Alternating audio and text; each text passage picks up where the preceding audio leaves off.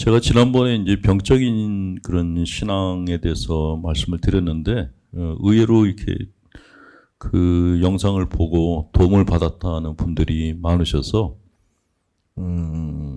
이제 계속 그 우리가 갖고 있는 영성의 병적인 부분에 대해서 설명을 드릴 텐데, 사실 좀 강의를 하면서도 좀 부담스러운 게, 이제 출판사에 이 강의 내용을 책으로 냈으면 좋겠다 그랬더니 못한다 그러더라고요.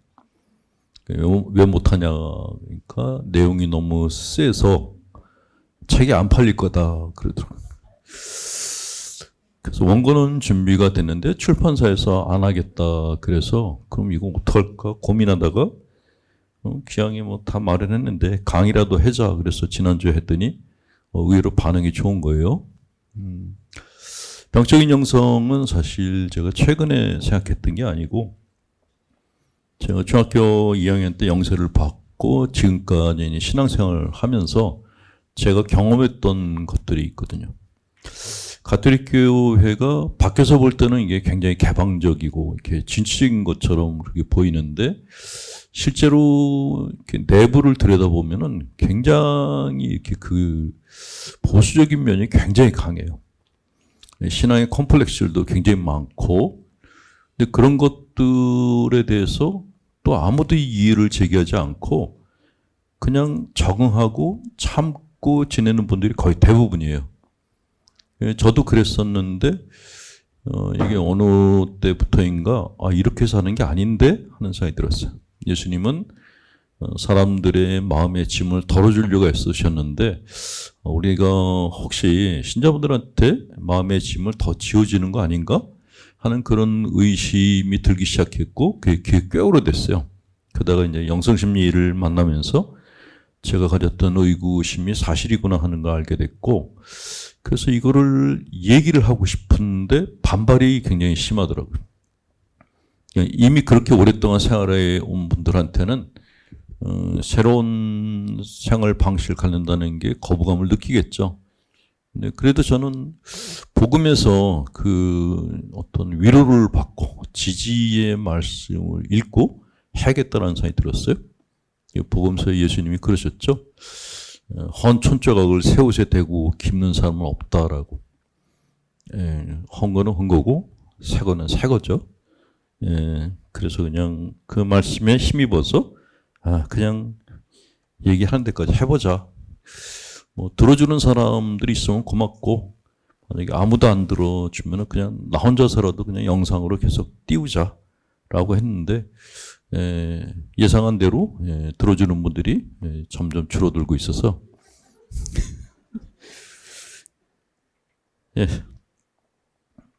어떤 정신 분석이가 이런 얘기를 했어요. 인간은 태어나면서부터 부모가 자기 틀에, 자식을 자기 틀에 맞추려고 하는 바람에 손상된 채로 자란다고 얘기를 했습니다.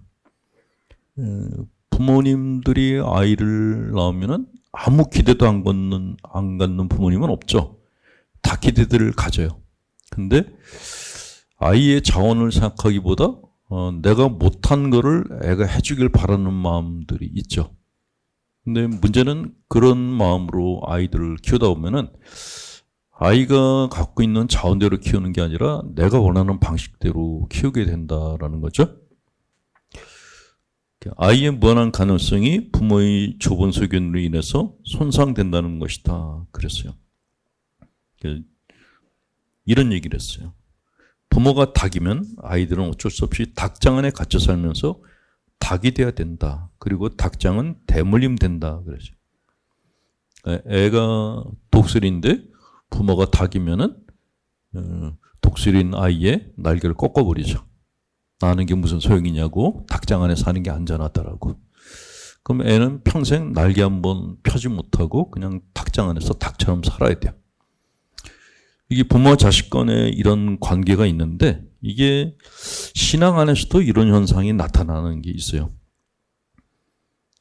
그 종교도 가정과 좀 비슷한 면이 있죠. 그 사제들과 수도자들이 이제 그 심리적인 아버지하고 어머니 역할을 하거든요. 근데 문제는 이제 본당 사제들이 본인이 이렇게 자아 실현을 하려고 노력하고 자기 삶을 이렇게 업그레이드 시키기 위해서 노력하는 사람들일 때는 신자분들도 굉장히 많은 혜택을 받아요. 강론을 통해서나 그 신부의 언행을 통해서 혜택을 받고, 아이들도 이제 그 신부를 멘토로 해서 이렇게 자기 삶을 만들어갈 수가 있는데, 문제는 본당 사목자가 그렇지 않을 경우에, 본당 사목자가 병적인 컴플렉스가 심할 경우에는 신자분들이 거부감을 느끼면서도 비슷해져 가요. 부모를 욕하면서 닮아가는 자식처럼 본당 신부를 싫어하고 욕하면서 닮아가요. 그런 현상이 가정에서나 성당 안에서나 똑같은 현상이 일어난다라는 것이죠. 병적인 종교인들은 주님께서 우리에게 완전한 사람이 되길 명하셨다면서 삶이 완벽해진 다음에야 참 행복을 얻을 수 있다라고 강변합니다.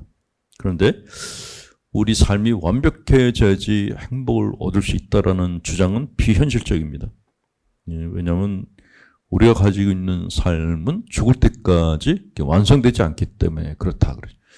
인간이 가지고 있는 마음 자체가 완성체가 될 수 없는 그런 본질적인 그런 하자가 있어요. 그런 하자를 안고 사는 게 인생이지, 퍼펙트한 그런 존재가 된다라는 것은 비현실적인 망상이다라고 얘기합니다. 그럼에도 불구하고 종교에서는 신자분들한테 굉장히 높은 수준의 도덕을 요구를 해요. 도덕성을 요구해요. 신자분들이 제일 그 부담스러워하는 이야기가 성인이 되라는 거예요. 신부들이 제일 싫어하는 것도 그 말이에요. 신자분들이 그 본당 신부 축일날 신자들이 기도할 때 성인 신부 되소서 하면은 막 기겁들을 하면서 신자분들한테는 이게 성인처럼 살라고 얘기합니다. 근데 그 성인이라고 하는 그 기준이 어떤 것인지를 우리는 전혀 몰라요. 그냥 모든 사람들에게 나의 모든 걸 다 내주고, 주님이 그러셨던 것처럼 우리 자신을 희생하는 거다라는 막연한 개념만 갖고 있지, 성인이 뭔지를 몰라요. 어쨌든 성인이라는 그런 이야기를 듣게 되면은 심적으로 압박감을 받게 되고, 나중에는 자기 자신에 대한 실망감이 생기죠. 또 성인전은 굉장히 미화된 게 많잖아요. 그분들은 기도만 하면 하나님을 만나고, 기도만 하면 기적이 발생했단 말이죠. 근데 그러지 못한 자기 자신을 보면은, 나는 왜 이렇게 형편없을까라는 그런 자괴감이 생기고, 기도는 많이 하는데 자기 자신에 대해서 갖는 부정적 감정은 더 커져가는 모순되는 현상들이 생긴다라는 거죠. 제가 어떻게 이렇게 자랐냐면, 제가 그랬거든요. 너무 오랫동안 나는 왜 이렇게 성인들처럼 되지 못할까 하는 그런 생각에 시달리면서 살았었어요. 결국 이제 냉담을 하게 된 계기도 그것 때문이었는데, 이렇게 종교적인 그런 어떤 요구로 인해서 스트레스를 받게 되면은 그 병에 걸리기 쉽다라고 합니다. 영국의 심리학자인 아이젠크라는 사람이 그 성격과 질병의 인과관계에 대해서 10년 동안 4,000명을 대상으로 조사를 했는데, 자율성이 낮고 스트레스를 심하게 받는 사람들이 가장 쉽게 암에 걸린다라고 얘기를 했어요. 굉장히 순종적이고 굉장히 열심하고, 그러니까 자기 자신을 극복하려고 노력하는 사람들이 암에 걸릴 확률이 높다라고 얘기를 했습니다. 그러니까 내가 갖고 있는 한계가 있는데 그 한계를 넘어서려고 하니까 몸이나 마음이나 견디질 못하는 거죠. 근데 우리는 몸의 한계는 느껴요. 기운이 딸린다거나 몸이 아프다거나 이제 그런 걸 느끼니까, 그런 때는 이제 잠깐 눕기라도 하는데, 마음은 한계가 없다고들 많이 생각하세요. 그래서 하염없이 자기 자신한테 요구를 합니다. 더 완전해지라고. 네. 미운 사람 하나 없이 모든 사람을 다 사랑하라고 그렇게 자기 자신한테 요구를 해요. 또 성당에 가면 또 어떤 본당 신부님들이 어떻게 사람을 미워하면서 그리스도인이라고 할 수 있겠냐라고 얘기하는 분들이 계세요. 지는 미워하는 사람들이 많으면서 신자들은 그러면 안 된다라고 얘기하는 그런 본당 신부님들이 적지 않게 계십니다. 근데 이런 종교 집단 안에서는 개인의 소리를 내는 것이 굉장히 어려워요.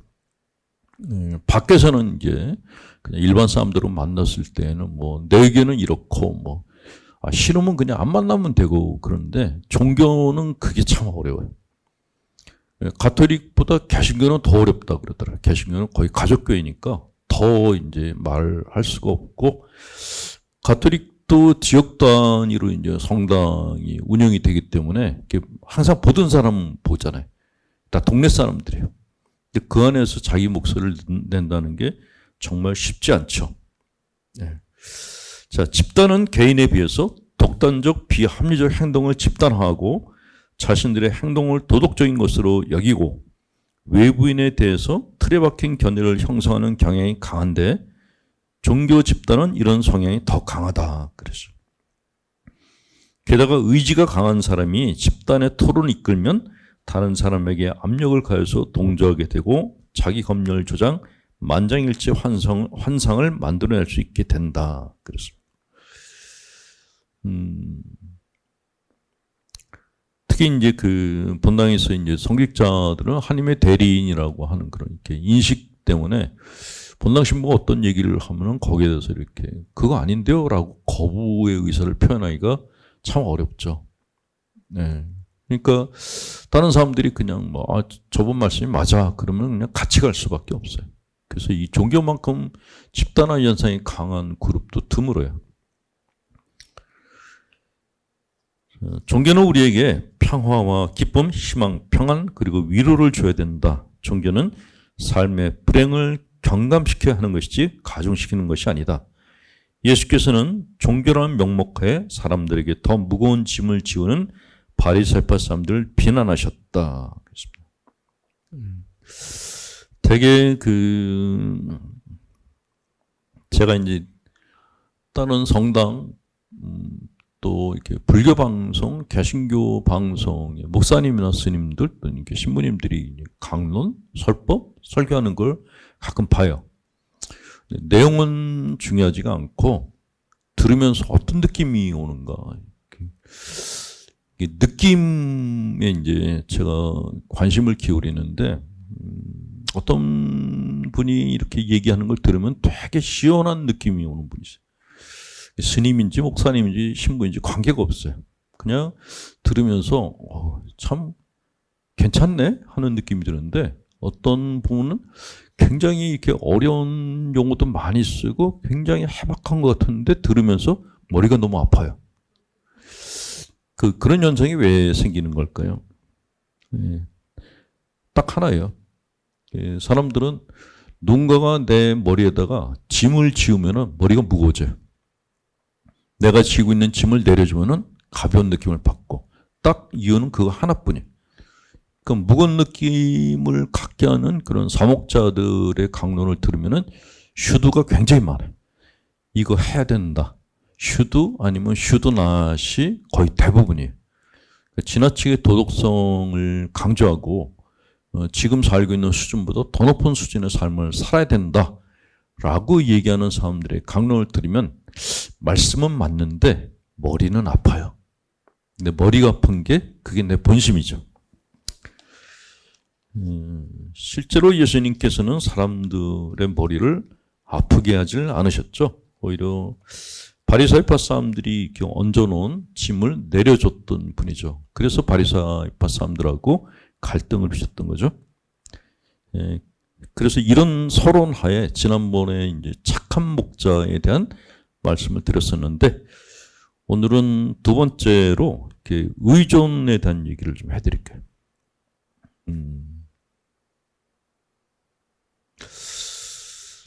그 본당 신자분들 중에 다른 사람들에게 이제 봉사하시는 분들이 많거든요. 봉사는 기본적으로 뭐 좋은 일이죠. 나보다 힘든 사람들을 도와주겠다는 그 마음 기특하죠. 근데 그게 도를 넘게 되면은 받는 사람이 이제 부담스러울 때가 있어요. 이제 본당 사목을 저는 이제 끝냈으니까 이제 그런 체험을 못 하는데 본당에 있는 본당 신부님들이 고민하는 그 것 중에 하나가 자기만 바라보는 신자들이 있다. 본당 신부 바라기? 해바라기처럼 본당 신부만 보는 거예요. 늘 걱정을 해주는 거죠. 안색이 안 좋으면 어디 아프냐, 또 안색이 좋으면 그 다음날 또 무슨 일이 있냐라고 물어보는 거죠. 그게 한두 번이지.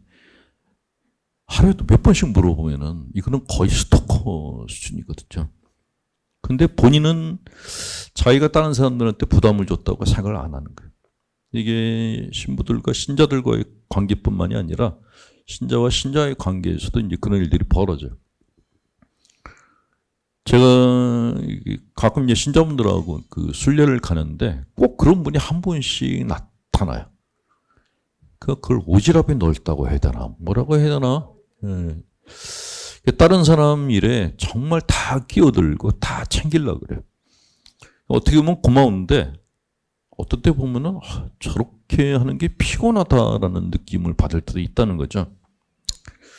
적당히 해야 되는데 영성생활도 적당히 해야 돼. 밸런스를 잡는 게 굉장히 중요하거든요. 근데 이 균형을 상실하게 되면은 자기도 힘들고 다른 사람들도 피곤하게 만들 수가 있다라는 거죠. 자, 이런 분들이 갖고 있는 컴플렉스를 의존 컴플렉스 혹은 헌신 컴플렉스라고 합니다. 의존 혹은 헌신 컴플렉스.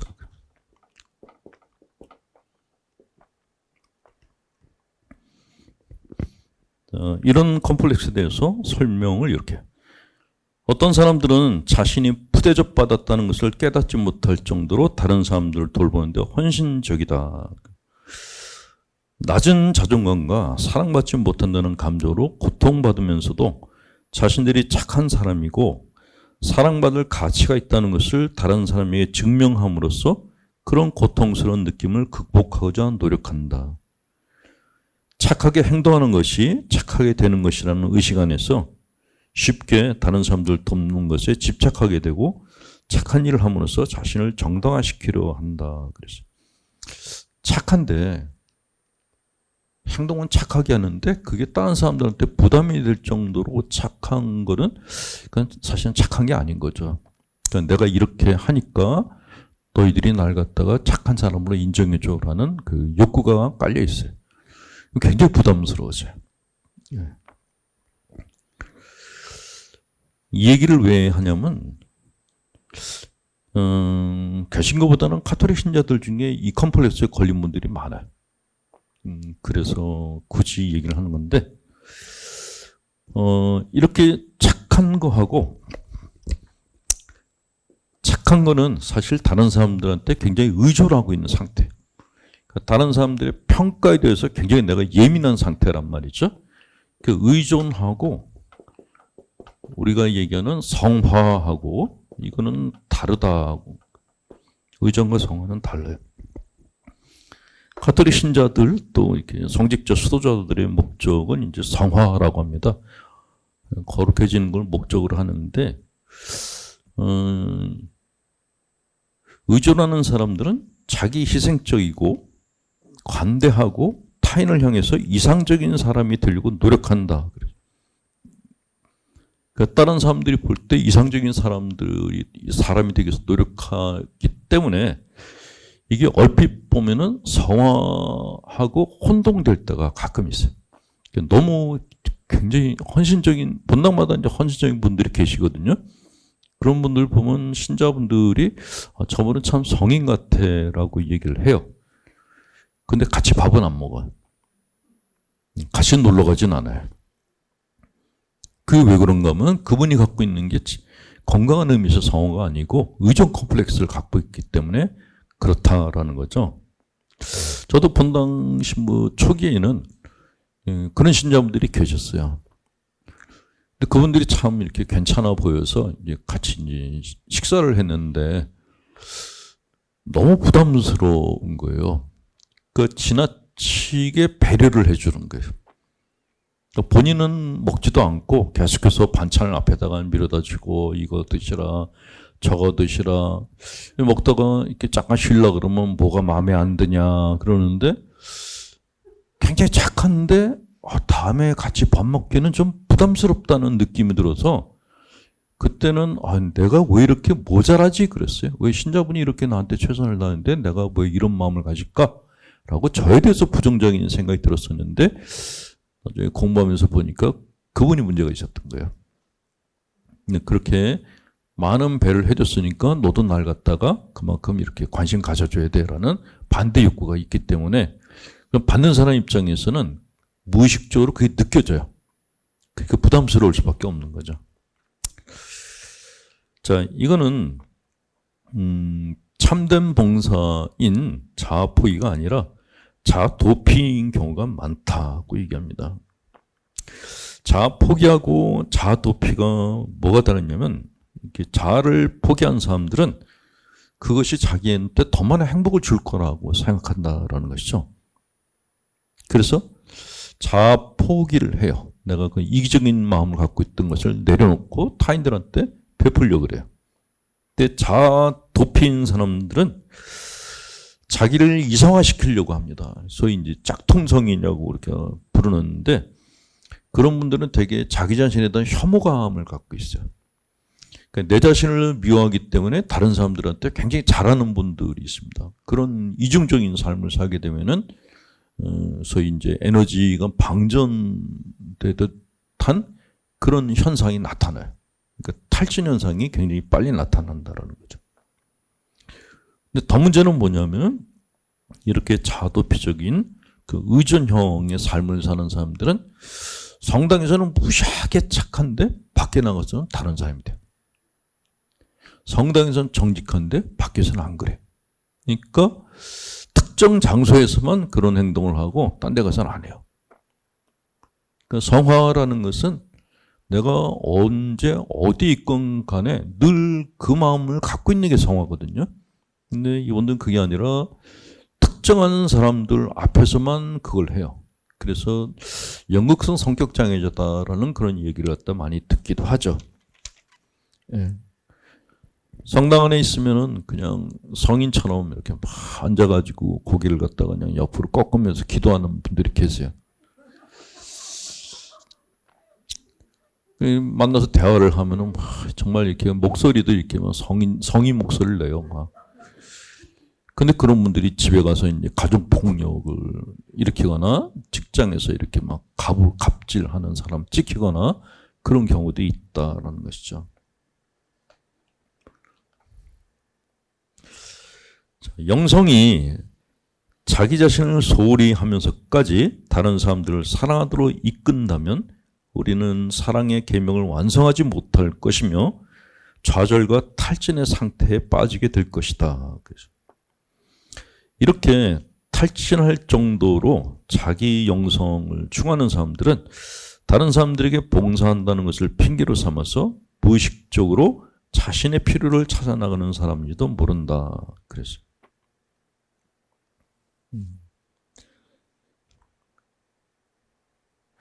다른 사람들을 돌보는 것과 자기 자신을 돌보는 것 사이에 균형이 있어야 돼요. 다른 사람들을 사랑하려면 자기 자신부터 먼저 사랑해야 돼요. 내가 날 혐오하면서 다른 사람에게 사랑을 베푸는 거는 그건 정말 이렇게 이중적인 또 거짓된 그런 사랑일 수 있다라고 얘기를 합니다.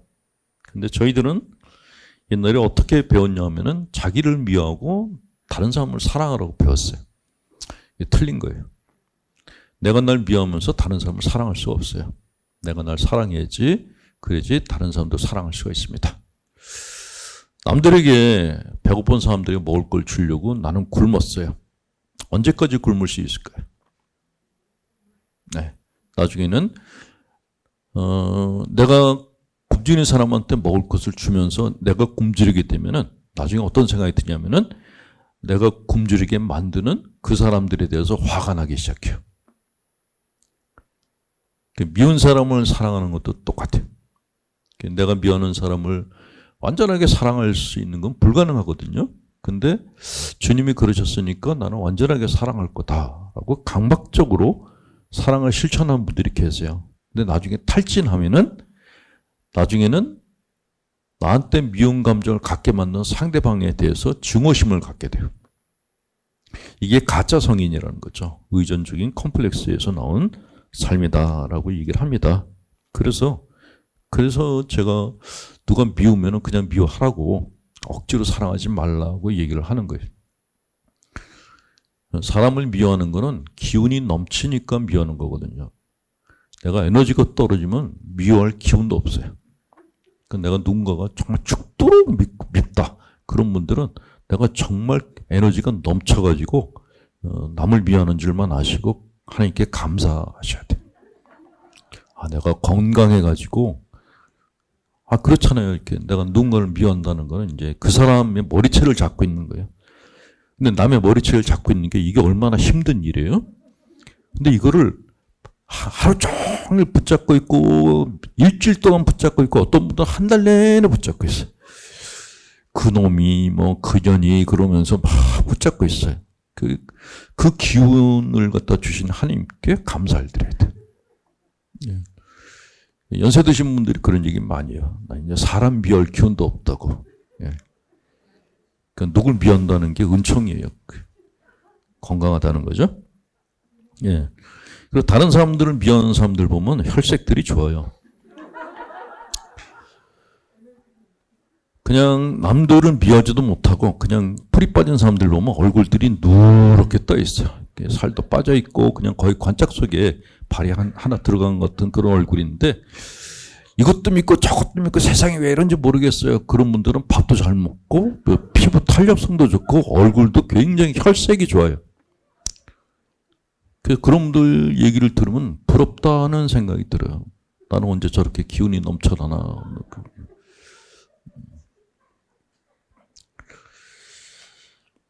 아니 웃으라고 한 얘기가 아니라 진짜 얘기를 해야 되는 거예요. 가톨릭 신자분들은 내 마음에서 미움이 하나도 없는 걸 퍼펙트한 상태라고 생각하는 분들이 너무 많아서 그 불가능한 상태를 만들어 보겠다고 애쓰는 게 너무 안쓰러워서 얘기를 해드리는 거예요. 해외에 계신 분들도 이렇게 이 영상을 보고 계실 텐데 자기 마음 안에서 미움을 없애겠다는 그런 비현실적인 망상은 안 가지시는 게 좋다라는 말씀을 드립니다. 미움은 우리가 죽을 때까지 갖고 살아야 되는 그런 감정이에요. 미움이 다 없어진 그날이 내가 이 세상을 떠나는 날이란 것만 아시면 돼요. 다른 사람들을 돌보고자 하는 욕구는 간혹 남을 돌보는 거는 당연한 일이죠. 근데 어떤 사람들은 이렇게 다른 사람을 돌본다는 생각조차 못하는 사람들이 있는데 반대로 다른 사람들을 돌보고자 하는 욕구가 넘쳐나는 분들도 가끔 있어요. 상담가들 중에도 그런 경우가 있거든요. 이런 경우가 있죠. 어떤 사람이 와서 나한테 고민을 상담했어요. 수녀님들 와 계시니까 수녀님들 중에 가끔 이런 고민을 얘기하는 분들이 있어요. 신자가 와서 고민을 얘기하고 갔는데 기도를 해주는데 밤에 잠을 못 자겠다는 거야. 그 사람이 너무 안쓰러워서. 그 다음날 그 수녀님이 밥도 못 먹는 거예요. 그분은 이렇게 고통을 겪는데 내가 어떻게 편하게 밥을 먹고 있겠냐고. 그런 상태로 하루 이틀 사흘 일주일 정도 가요. 그런 얘기 들으면은 얼핏 이 수녀님이 정말 성인 수녀님 아니야? 이제 그런 생각을 가질 수 있는데 그건 아니고 그는 다른 사람들을 돌보고자 하는 욕구가 지나칠 경우에 이제 그런 현상이 생겨요. 그러니까 상담가들도 비슷한 이제 증세를 가질 때가 있는데 이제 처음에 이제 공부하고 이렇게 초기 상담가들 같은 경우에 내담자들이 와가지고 고민을 얘기하거든요. 근데 상담실에 와서 고민 얘기할 정도면 사이즈가 큰 고민들 얘기를 해요. 작은 거는 친구들하고 얘기를 하는데 이렇게 남편한테 구타를 당했다거나 심지어 자식한테 맞았다거나 그런 게 가족 간에 생긴 일 중에서 정말 이렇게 남에게 말을 못하는 걸 이제 상담실에 와서 얘기를 하는데 그런 얘기를 듣고 상담가가 충격을 받는 거예요. 어떻게 이런 일이 있을 수 있지? 기도해 드릴게요. 그러는데 하루 종일 기도를 해줘요. 머리에서 떠나질 않아요. 그 사람에 대한 생각이. 그런 것 때문에 이제 슈퍼바이저들이 어떤 얘기를 해주냐면은 내가 저 사람에 대해서 하루 종일 며칠을 계속 생각하는 거는 그 이면에 깔려있는 생각이 뭐냐면 내가 저 사람의 인생을 내가 내 힘으로 바꿔줄 수 있다라는 생각이 깔려있다라는 거예요. 여러분들이 생각해 보세요. 남의 인생을 내가 바꿔줄 수 있나요? 불가능해요. 자, 엄마들이 자식의 인생을 바꿔줄 수 있나요? 근데 왜 그렇게 하루 종일 걱정해요? 입만 열면 자식 걱정. 자식 걱정하는 게 이게 30대 엄마들만 그런 게 아니라 40대, 50대, 연세가 많아져도 똑같이 걱정을 하세요. 걱정하신다 그래서 자식의 인생이 바뀌지 않거든요. 그런데도 계속 걱정해요. 그거는 실제 걱정보다 컴플렉스일 가능성이 높다라는 거죠.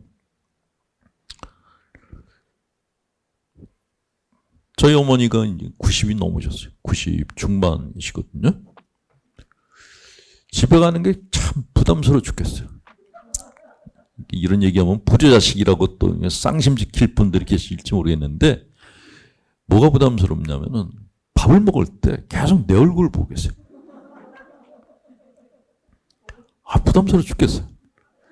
그러니까 조금 먹으면 어디 아프냐 물어요. 그리고 어머니들의 이렇게 참 이해하기 힘든 게 뭐냐면 처음 만나면은 왜 이렇게 배가 나왔어 그래요. 그리고 밥을 조금 먹으면 왜 이렇게 조금 먹는 거야? 주신 걸 다 먹어야지 만족해야죠. 다 먹고 나면 배가 나와. 배 나오면 왜 배 나왔냐 그래. 이런 논리적으로 이렇게 도저히 이해할 수 없는 그런 이야기들 하시죠. 그냥 나이가 먹어도 그냥 너는 내 아들이다라는 그런 이제 메시지를 계속 주고 싶으신 거예요.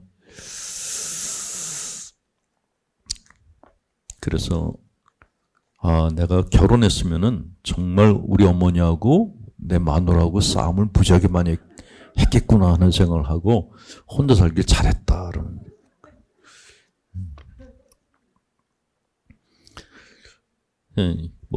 곁담이지만 요즘은 아들보다 이제 딸들을 선호를 해요. 제가 코로나 전에 이제 여행을 가면은 아들들이 자기 부모 모시고 온 집은 한 집도 못 봤어요. 근데 딸들은 모시고 오더라. 딸이 사위하고 같이 오는 경우는 많이 봤어요. 딸들이 엄마들을 그렇게 살뜰하게 챙기더라고요. 아들들은 마누라 눈치 때문에 자기 엄마를 모시고 나오질 못하는 거예요. 제가 저희 어머니하고 이제 같이 이제 여행을 갔더니 저쪽에 온 그 사위가 저한테 와서 자꾸 옆에 서 있는 거예요. 왜 그러냐 그랬더니 부럽다고 자기도 엄마 모시고 이렇게 나오고 싶은데 못한다고 그러더라고요. 그때 제가 이제 결혼의 현실이라는 걸 그때 처음 알았죠. 나도 결혼했으면 아마 똑같은 신세가 됐을 것 같다라는 생각이 들었죠. 어쨌건 아들을 신부로 만드시면은 신부들은 어머니들을 하고 여행을 많이들 가요. 그런 특혜를 얻을 수가 있는데, 근데 반면에 이제 그 아들인 신부들은 괴로워요.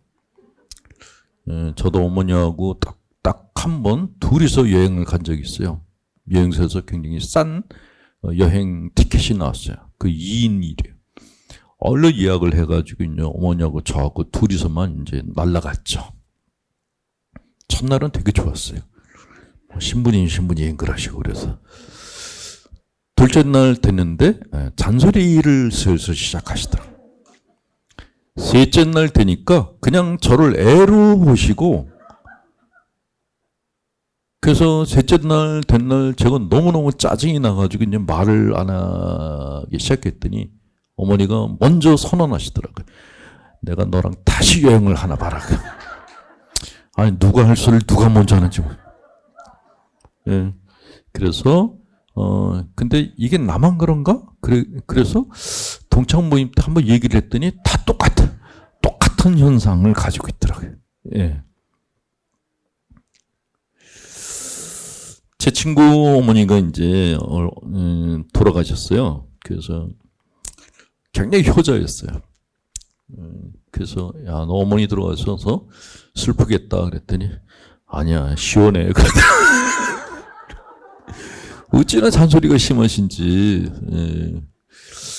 이게 본당에까지 오셔가지고 본당 신자들한테 잔소리하시고 본당 수녀님한테 잔소리하시고 그러셨대요. 그래서 아주 신자들이 학을 띄웠는데 이 친구가 워낙 착해서 자기 엄마가 그러는 걸 막지는 않았는데 돌아가시니까 너무 후련하다고 그러더라고요. 그래서 아, 이게 겉으로 보는 거하고 많이 다르구나 하는 생각이 들었죠.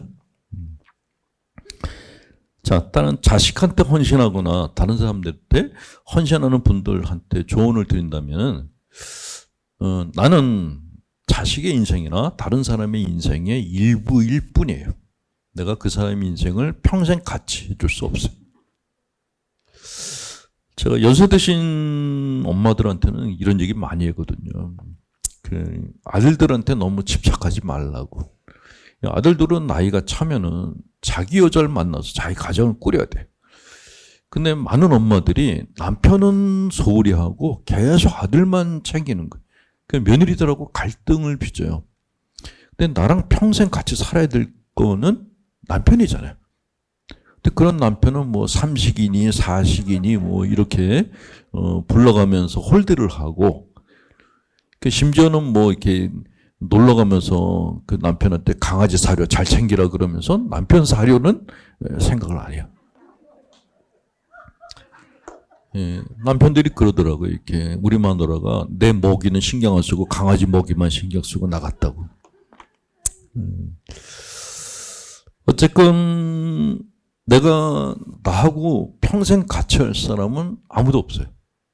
그냥 각자 자기 일을 가는 것이고 간혹 만나가지고 잠깐의 시간을 보낼 수 있을 뿐이지 올타임으로 살 수 있는 사람은 아무도 없다. 중요한 거는 내가 내 거부터 챙기는 게 중요하다. 내가 나를 돌보는 게 그게 제일 중요하고, 근데 이렇게 정말 하나님께서 시간을 주셔가지고 같이 있을 시간 그때만 챙겨주면 된다라고 얘기를 해요. 그게 가장 현명한 선택이다라는 말씀을 드립니다. 간혹 그 성인이 되려고 하는 분들 중에 자기 자신을 완전히 포기하는 분들이 있는데 그런 분들한테는 건강한 소명의식에 대해서 얘기를 해야 돼요.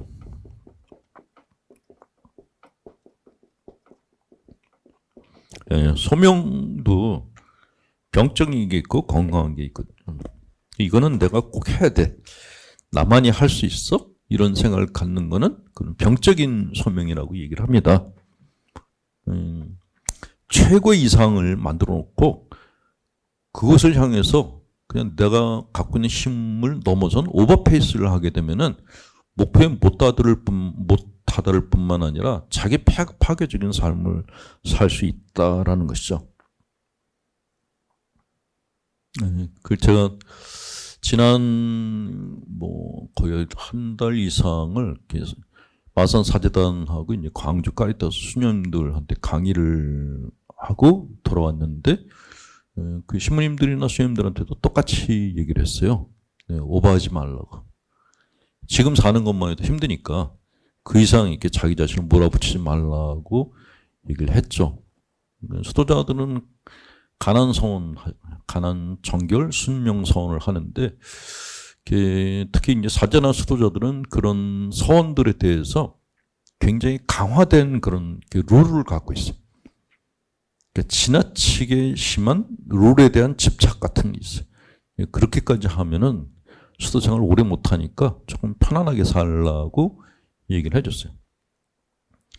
실제로 수녀님들이나 수도자들이 더 그렇죠. 수도자들은 일반적인 사람들이 사는 삶과는 반대되는 삶을 살고 있잖아요. 그러니까 우리는 돈을 많이 벌어서 그 돈을 통해서 행복을 얻고자 하죠. 수도자들은 반대로 가고 있죠. 돈을 버는 것보다 내가 얻은 것을 다른 사람한테 주려고 해요. 남에게 주는 게 뭐가 그렇게 어려우냐? 어려워요. 인간은 내 것을 더 갖고 싶어하는 본능적인 그런 소유욕이 있거든요. 이게 있어야지 내가 살 수 있으니까. 근데 그걸 내놓는다는 것은 그 이타적인 행위를 한다는 것은 쉬운 일이 절대로 아닙니다. 그렇게 이타적으로 하게 되면은 내가 소모가 되는 느낌이 와요. 제가 그래서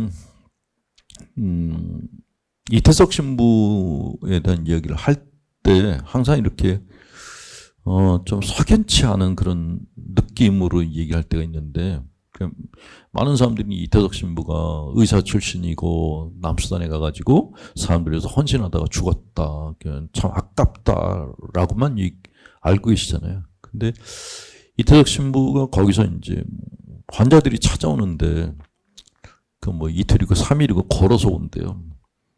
그러니까 자다 말고 깨가지고 봐줬다는 거예요.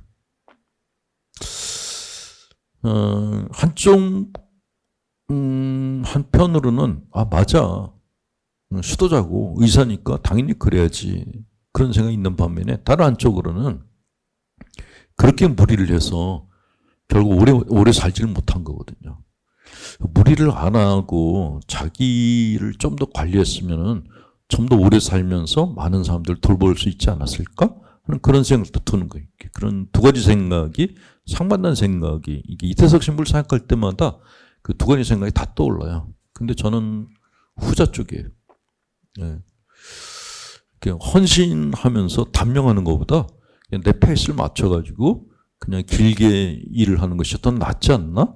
그런 생각을 하는데, 이런 얘기를 하면 또 어떤 분들은 그 세속적이다라고 이렇게 또 비난하는 분들이 계세요. 네. 근데 저는 비난하는 분들한테 얘기하고 싶은 게, 그냥 자기가 가고 싶은 길 가면 되지 왜 내가 가는 길을 보고서 그렇게 난리들 치는지 모르겠다. 네 인생이나 잘 살아라 라는 그런 얘기를 꼭 해주고 싶어요. 그래서 제가 만든 책 제목이 그래서 너나 잘해. 예, 열심히 살아서 이태석 신부는 행복했죠. 남수단에서 자기 삶이 행복했다 그랬어요.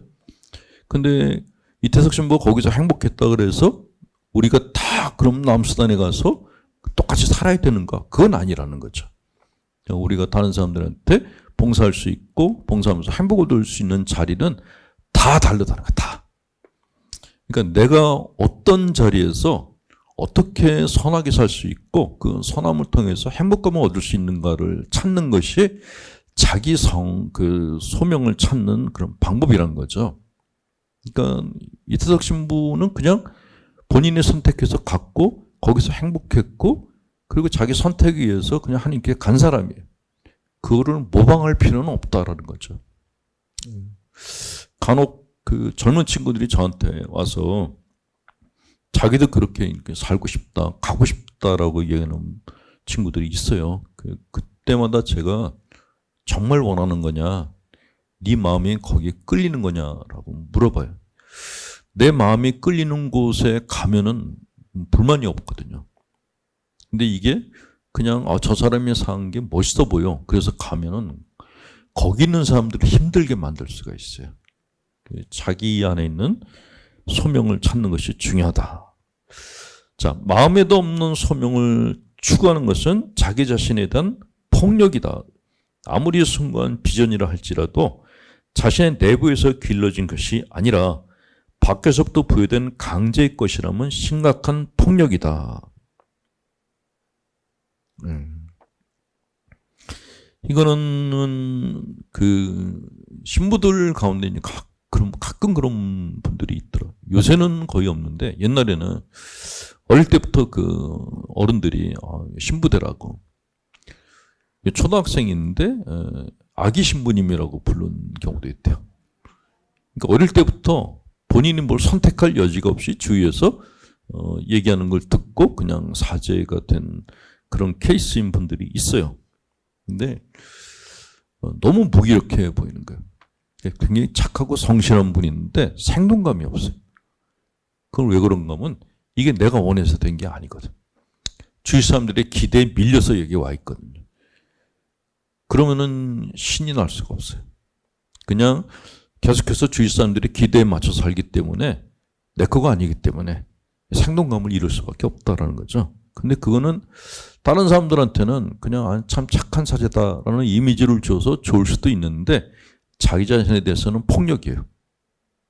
내가 나한테 내가 원하지 않는 걸 갖다가 준 거죠. 이거는 근데 우리는 다른 사람에 대한 폭력에 대해서는 굉장히 관심을 갖는데 내가 나한테 주는 폭력에 대해서는 관심이 없어요. 아무도.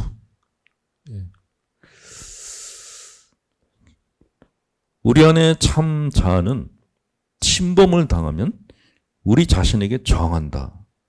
진실을 인정할 때까지 비싼 대가를 치르게 하면서 우리 인생을 방해한다.